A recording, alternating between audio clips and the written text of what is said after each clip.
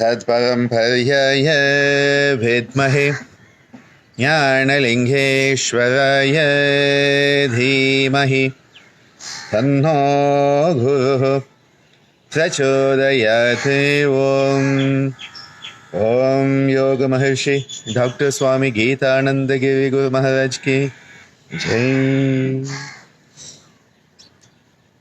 Namaste and welcome back to yet another session of our morning sessions that we have been working on, and a very cloudy day. Nature is showing us her multiple dimensions, and it's quite interesting when one starts to observe nature, because as you start to observe nature, you start to see, just as we humans go through different emotions, the Nava Rasas that Indian dance talks about, nature also goes through those emotions. And so you have times when nature is very, very nice to you, very, very beautiful and loving. Shringara. And then you have those happy moments, hasya, those moments where you are down and nature is compassionate to you, karuna. And then sometimes nature is very, very angry, those thunderstorms and lightning storms. And then there are those days where you just look at nature and you just feel a beautiful sense of courage. Virya. And sometimes nature induces a sense of fright. Bhayanaka. Bibhatsa is not so common in nature, which is disgust. I don't think nature really induces disgust, but what we human beings do to nature, that induces disgust. When you see, clogged up rivers and plasticized oceans, I think disgust is one of the emotions that comes up. Adbhuta, well, you just look at nature and you just marvel at what amazing creation of the divine is there. And of course, Shantam, that beautiful sense of peace that comes when you commune with nature. Beautiful experience of all these 9 emotions. And Indian dance gives us the opportunity to express the emotion. We all have these pent-up emotions, and these pent-up emotions, we do not express them. And if you don't express the emotion, what happens is it becomes a repressed and suppressed emotion that then leads to a lot of issues, because the moment you pent up emotions, suppressed, repressed emotions, you know that you are just bottling it down, and it's going to, like gunpowder, when they do that, there's one point where boom, and that's what happens. Which is why Indian culture says there should be a place for everything. There's a place for everything and everything for a place. It's sort of that type of equation. And that is why the Navarasas are part of Indian music and dance. And this is why always we have felt that for the young people especially, along with the yoga, that they need this type of positive emotional structure. It's a positive emotional structure where they are given an opportunity to express these emotions, but in a constructive manner. The constructive use of emotionality enables us to prevent emotional volatility. Because what happens is hyper-emotionality comes into the human beings, because what happens is we have not been given the opportunity to understand our emotions. Emotions are very much part of the limbic system. And if you want to work with the limbic system is that part of us, the mammalian part of us, part of our brain, where a lot of emotions come in. And especially many of the negative emotions, anger, rage, the amygdala, and the hippocampus, where all these primitive memories are stored in a very rudimentary manner. They are not fine-tuned memories, but very rudimentary. And so the moment you get into a situation where that emotion is induced or educed, all hell breaks loose.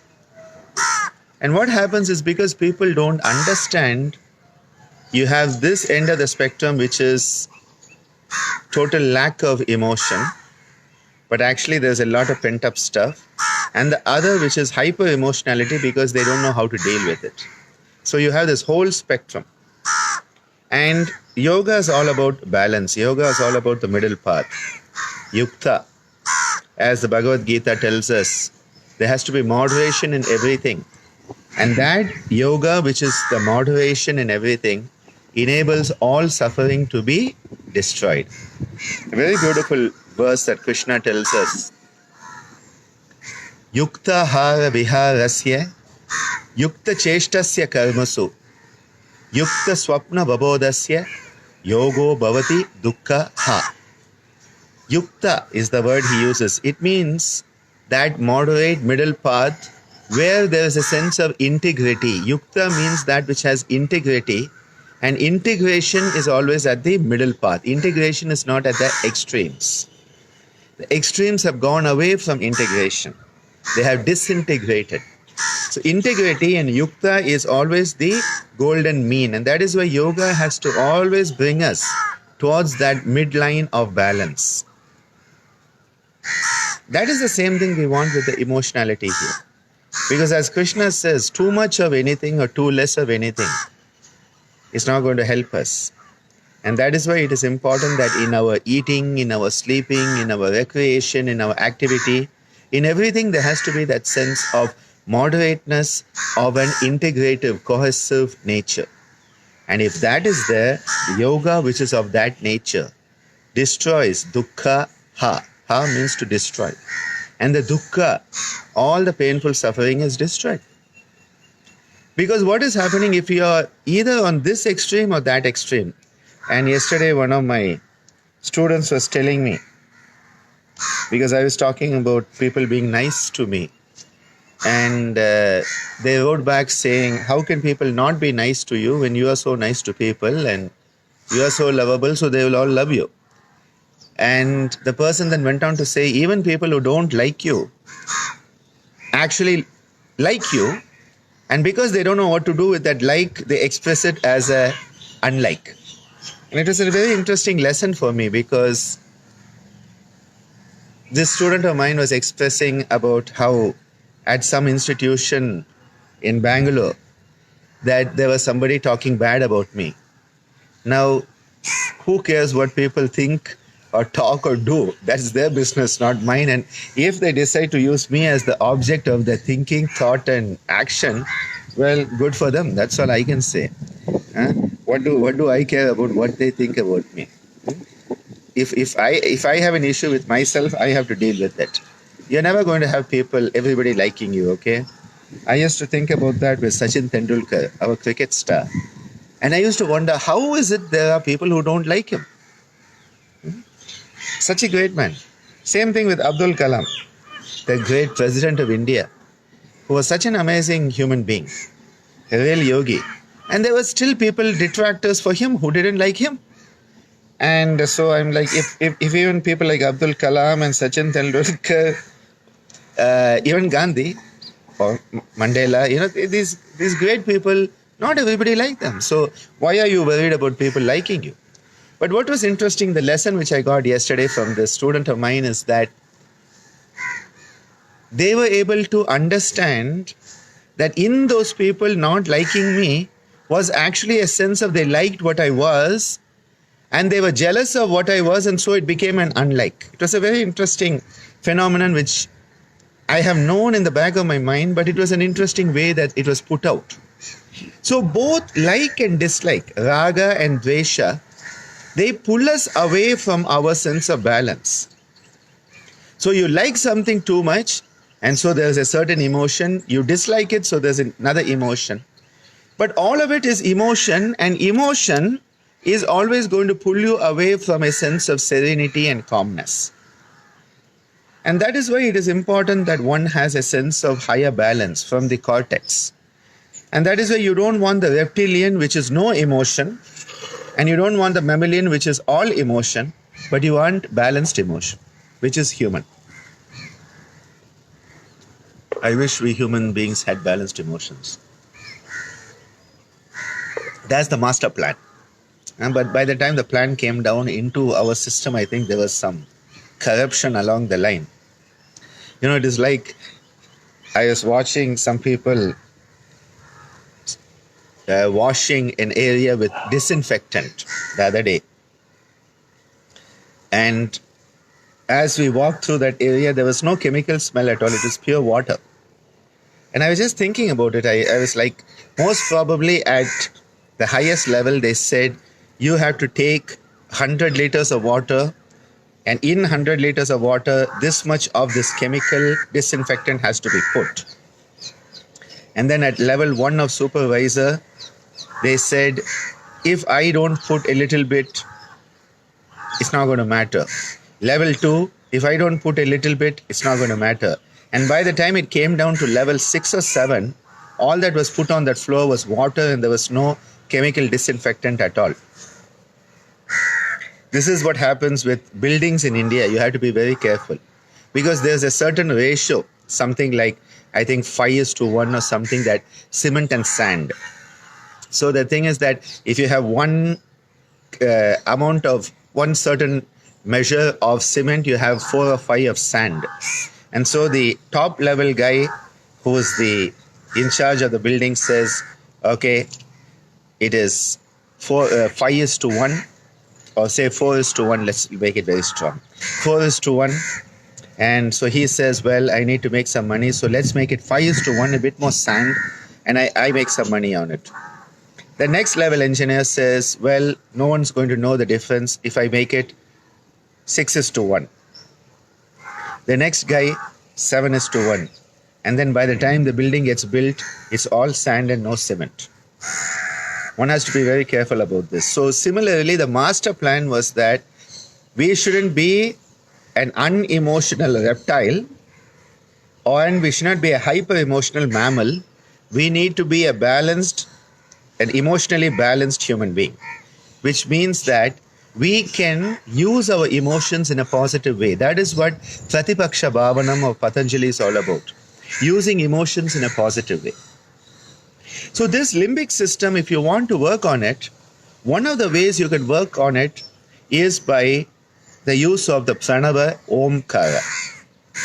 Because the moment you chant the Om, actually I think it would happen even if you were humming, like in the Brahmari, I think it would have a similar effect.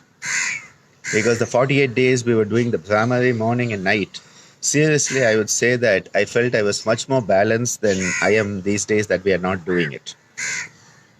Very, very interesting, the difference in that, what it can bring. When you are chanting the Pranava Om, and in our tradition we use it as the Pranava Pranayama, that becomes a Pranava Dharana and becomes a Pranava Dhyana also. What you are doing is that you are attenuating, you are reducing the hyper-emotional volatility. So when you are chanting,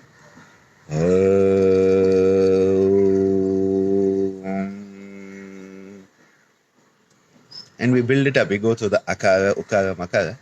When you do this practice, what you are doing is that the higher part of you, the cortical part, the humane part of you, is actually reducing the impact that all these emotionalities will have, because the emotions are here, there, and everywhere at the same time.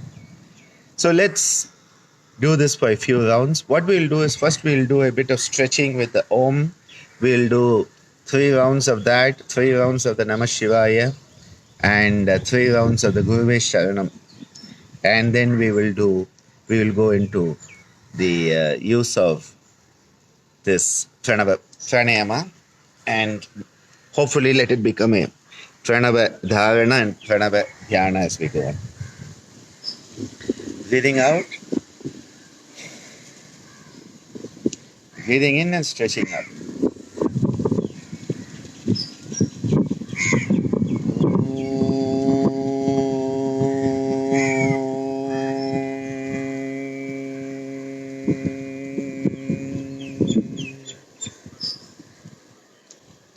Breathing in and stretching out.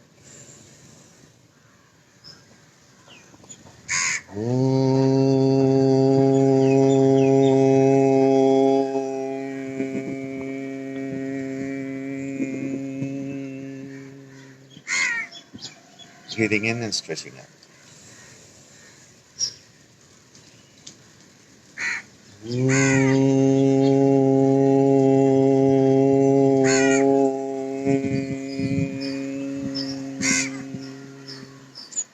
Let's now use the Om Namah Shivaya, which is a beautiful Panchakshara mantra.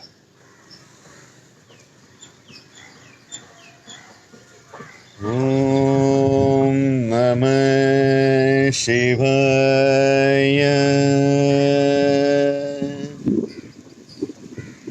Breathing in and stretching up. Om Namah Shivaya.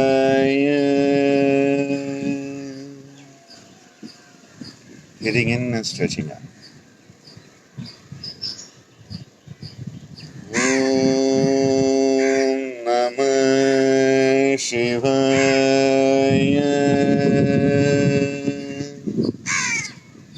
And now the Om Guruve Sharanam this time.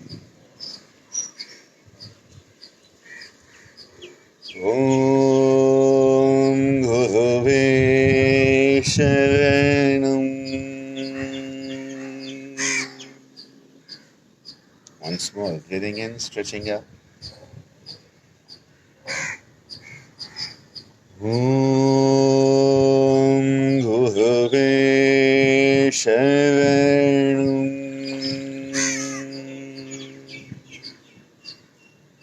Once more, stretching up.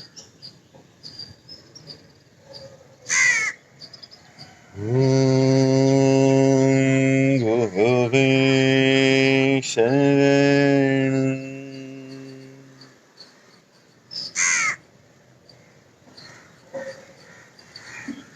A beautiful effect as we bring in these beautiful energies, the higher energies, and we bring them into our own heart center. Let's now perform the Chin Mudra, placing it on the upper inner aspects of the thighs and breathing out,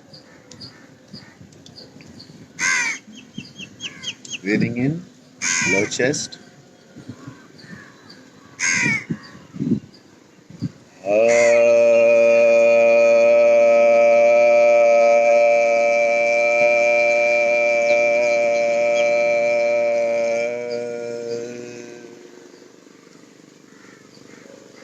Breathing in.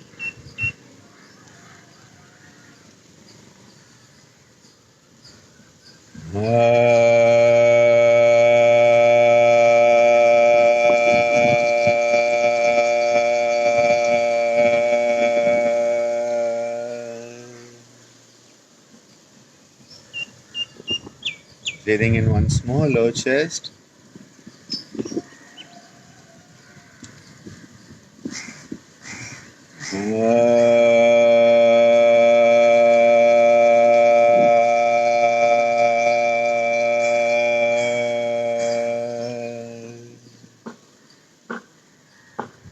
Sit quietly, contemplating the beautiful harmonious vibrations in the lower part of the body, the lower part of the lungs,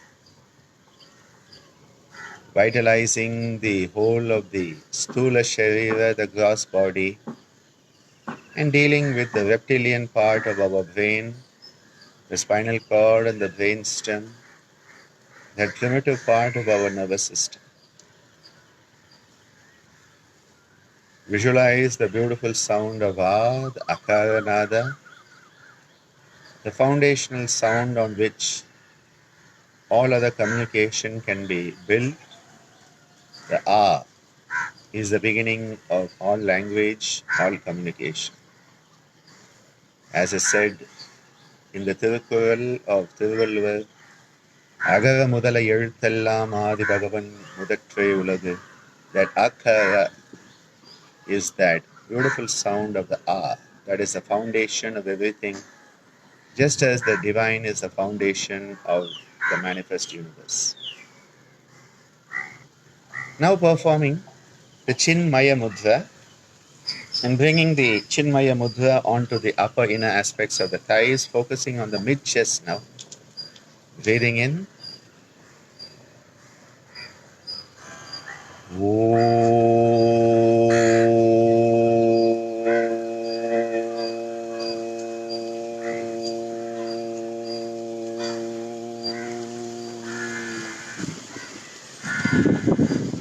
Again, breathing into the Madhyam Pranayama, the middle chest.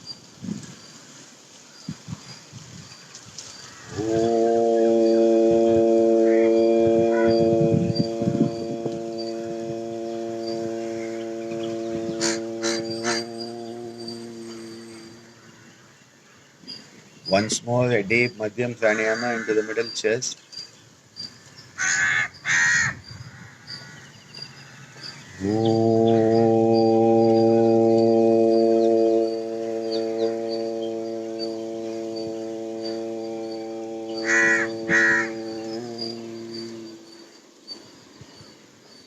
Be aware of a healthy vibration in that mid-chest region, the whole thoracic region, energizing all the structures of this region,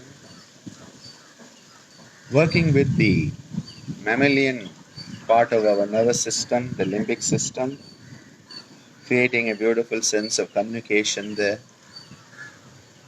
understanding the emotions through this, and connecting to the subtle aspects of our existence, the Sukshma Sharira that is made up of the Pranamaya, Manomaya and Vijnanamaya koshas.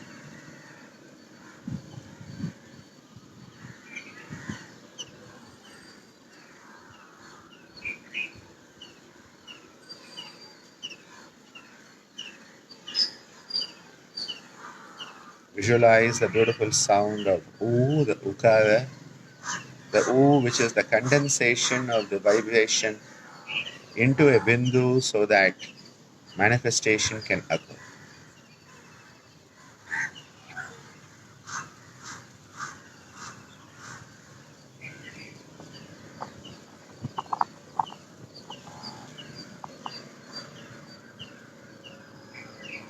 Now performing the Adi Mudra with the thumb inside the palm and the other fingers closed around it.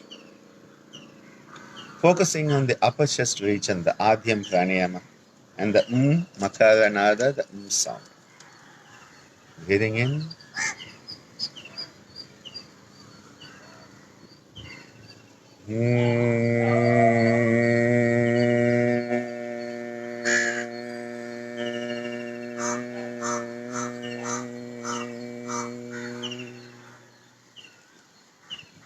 Again, breathing in, upper chest region, Adhyam Pranayama.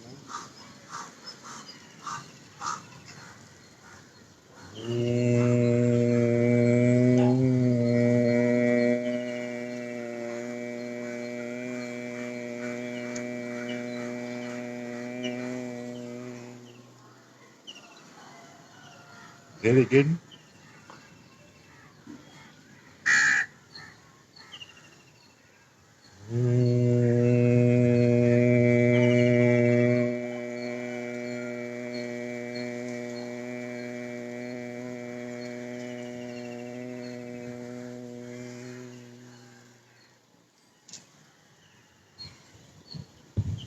Be aware of the beautiful vibrations set up in the upper chest region, energizing the head and the neck with all the vital structures of the head and the neck, all the structures related to the nervous system, the endocrine system, the special senses, the cranial nerves. Being aware of how this is also vibrating the human cortex, the cortical structures that are the physical structures that enable us to manifest our humanity, our consciousness, especially the prefrontal cortex, and connecting to the causal layer of existence, Karana Sharira, also called Linga Sharira, and connecting to that through the Makara Nada, the sound of a sound of satiety, serenity, a sound of santosha, contentment, allowing a beautiful sense of bliss and ease to manifest. Anuttama Sukhalabha. Bringing all these three together now with the Brahma Mudra or the Mahat Yoga Mudra at the navel. We are going to be doing the Adam, Madhyam, Adhyam, the three components, low, mid, and high, and then breathing out with the Akara, Ukara, Makara, A, O, sound, bringing it together into the Omkara, the Pranava. Breathing out, breathing in, low, mid, and high.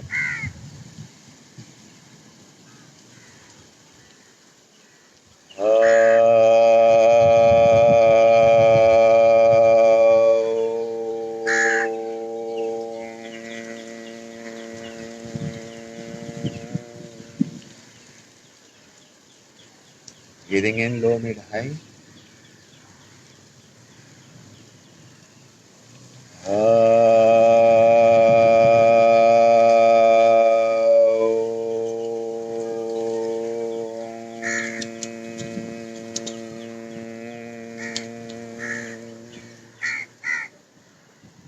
Breathing in, low, mid, high.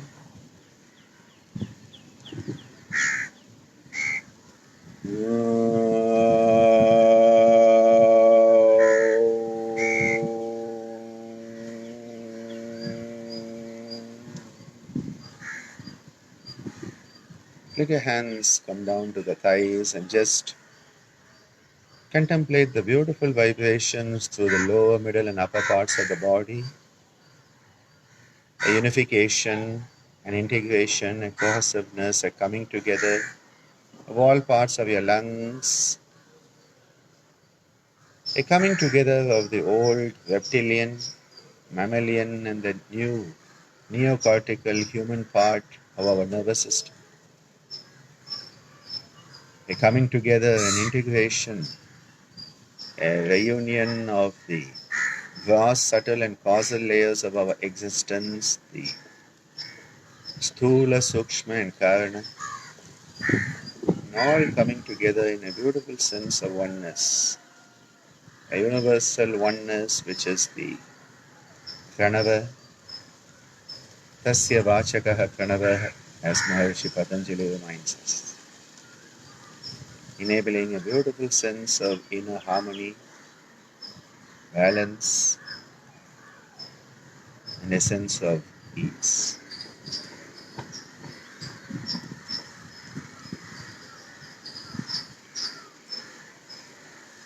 Begin to rub your palms together, generating a nice warmth. Place the warmth over your eyes, your forehead, and the rest of the head. We close here today. This practice could be taken as a deep meditative practice when you're on your own, and it could actually really, when each component is done slowly and given time, you can go into a very deep contemplation. In fact, I dare say a very beautiful sense of meditation can occur at that point. Wishing you a wonderful day or night or whatever's going on in your part of the world. Have a wonderful time.